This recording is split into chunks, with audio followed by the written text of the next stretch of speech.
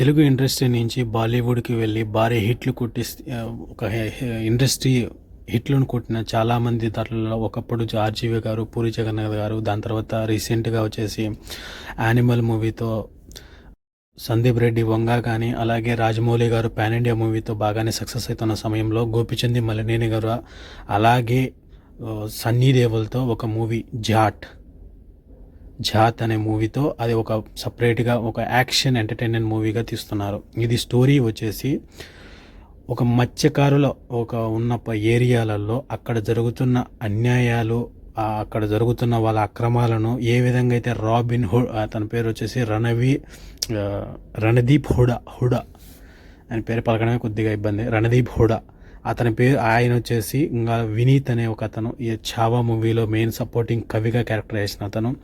వీళ్ళందరూ ఒక మాఫియాగా ఫామ్ అయిపోయి సముద్రాన్ని ప్లస్ ఈ విధంగా మత్స్యకారులను అందరినీ ఇబ్బంది పెడుతూ పోలీసుల్ని పెద్ద టార్చర్ పెడుతున్న సమయంలో సమ్ ప్రాబ్లమ్స్లో ఉన్న వాళ్ళందరినీ కాపాడటానికి ఒక పోలీస్ అయ్యుండి జైలుకి వెళ్ళి జైల్లో శిక్ష అనుభవించి, లేదంటే ఒక మిలిటరీ ఆఫీసర్ కావచ్చు ఇతను సన్నీ దేవల్, వీళ్ళు మళ్ళీ కంబ్యాక్ ఇస్తూ జైలుకి ఎందుకు వెళ్ళాడు, జైలు నుంచి ఎందుకు బయటకు వచ్చాడు అనేది ఫ్లాష్ బ్యాక్ స్టోరీ ఉండొచ్చు మనకు 5-10 నిమిషాలలో.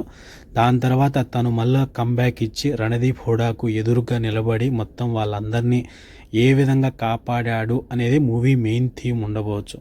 ఎందుకంటే మనం చూసుకున్న ఈయన గోపిచంద్ మలినేని తీసిన క్రాక్ కానీ, ఇలాగే బాలయ్య బాబుతో తీసిన ఈ మూవీ నేమ్ గుర్తు రావడం లేదు, రీసెంట్గా వచ్చింది భగవంత్ కేసరి కానీ, ఇదే ఫార్మేట్లో ఉంటుంది. హీరో కంటూ ఒక పర్పస్ ఉండదు, ఒకరి కోసం పోరాడుతూ తను పెద్ద సక్సెస్ అయిపోతాడు. ఆ సక్సెస్ చేయడం కోసం చాలా ఇబ్బంది పడతాడు.